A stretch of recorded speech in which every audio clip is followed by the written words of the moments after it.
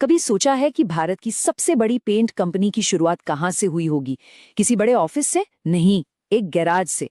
Asian paints ना सिर्फ एक कंपनी नहीं है, ये तो एक ऐसी कहानी है जो बताती है कि कैसे एक छोटा सा सपना एक बहुत बड़ा मतलब एक विशाल साम्राज्य बन सकता है।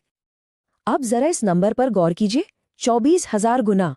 मतलब अगर किसी ने साल 2000 में एशियन पेंट्स में सिर्फ सिर्फ 1 रुपया लगाया होता तो आज की तारीख में वो 24,000 रुपए होते हैं। आप सोच सकते हैं, ये कोई छोटी मोटी बात नहीं है, ये तो वेल्थ क्रिएशन की एक जबरदस्त कहानी है।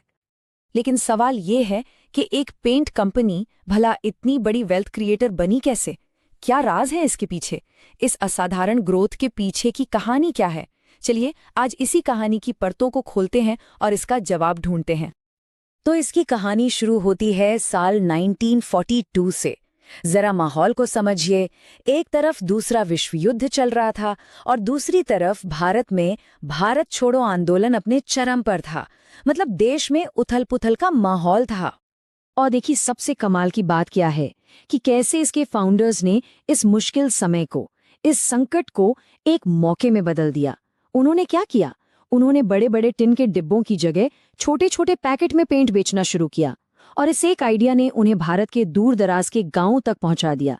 और नतीजा ये हुआ कि सिर्फ 25 साल के अंदर वो मार्केट के किंग बन गए। तो उनकी सफलता का जो पहला और सबसे मजबूत पिलर था वो था उनका डिस्ट्रीब्यूशन का तरीका। एक ऐसा रेवोल्यूशनरी तरीका जिसका मुकाबला मार्केट में कोई कर ही नहीं सका। देखिए एशियन पेंट्स ने ना गेम ही बदल दिया। उन्होंने बीच के बड़े बड़े होलसेलर्स यानी बिचौलियों को हटा ही दिया। वो सीधे छोटे दुकानदारों के पास गए। अब इससे हुआ ये कि दुकानदारों को कम पैसे लगाकर ज्यादा मुनाफा मिलने लगा।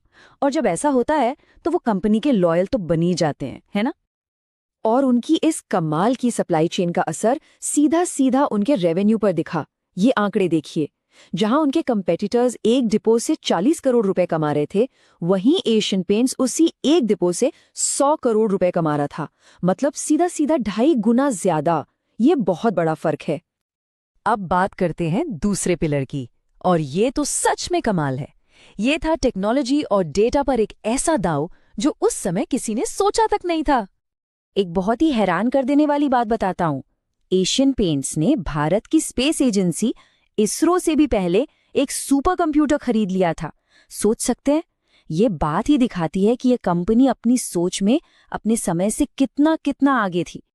उन्होंने ये सुपर कंप्यूटर खरीदा था 1970 में, मतलब इसरो और आईआईटी से भी लगभग 10 साल पहले। और उनके किसी भी कॉम्पिटिटर को ऐसी टेक्नोलॉजी तक पहुंचने में 20 साल से भी ज्यादा का समय लग गया। 20 साल। तो इस सुपर कंप्यूटर ने उन्हें एक ऐसी बढ़त दी जिसे कोई तोड़ ही नहीं सकता था। वो ये तक पता लगा सकते थे कि किस शहर में, किस मौसम में कौन सा रंग सबसे ज्यादा बिकने वाला है। और इसी डेटा की वजह से उनकी सप्लाई चेन, जिसके बारे में हमने अभी बात की, वो और भी ज्यादा एफिशिएंट और भी ज्यादा तेज हो गई। तो डिस्ट्रीब्यूशन हो गया, टेक्नोलॉजी हो गई।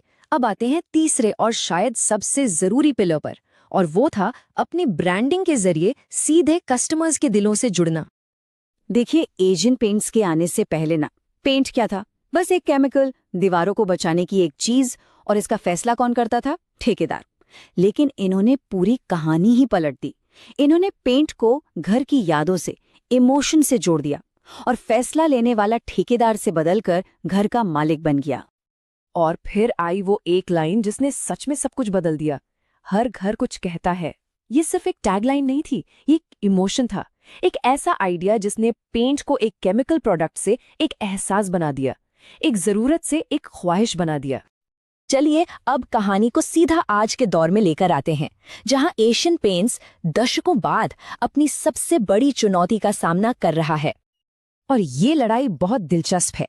एक तरफ है मार्केट का पुराना राजा एशियन पेंट्स और दूसरी तरफ है एक नया बहुत शक्तिशाली challenger Birla opus. Asian paints की ताकत है उसका ब्रांड और सर्विस, तो बिरला ओपस कीमत और बड़े पैमाने पर प्रोडक्शन के दम पर मार्केट में उतर रहा है। और नए कॉम्पिटिटर्स का ये खतरा बिल्कुल असली है। आप देख सकते हैं कि बिरला ओपस जैसे नए प्लेयर्स ने कितनी तेजी से मार्केट में अपनी जगह बना ली है और इसका सीधा असर एशियन पेंट्स के मार्केट शेयर पर पड़ रहा है।